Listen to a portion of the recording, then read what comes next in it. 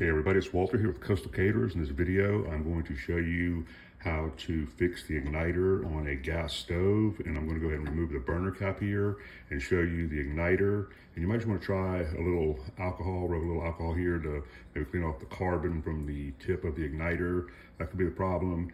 Also, you need to make sure that your burner cap is on and level, because the igniter is not going to work if it can't make a spark between the igniter and the burner cap, the metal of the burner cap. So it's not going to make a spark if this cap is not on correctly.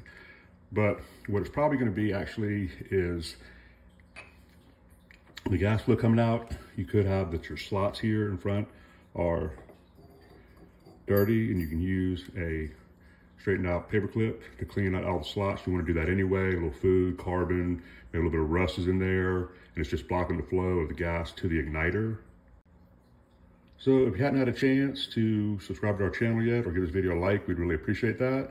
And this is how you fix the igniter on your gas stove.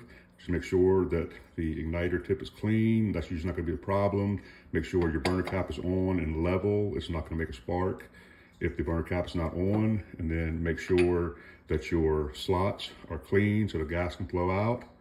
It even says right here, keep slots clean. So let's go ahead and check our igniter and see if it's going to light. It does. There we have it. The flame's working.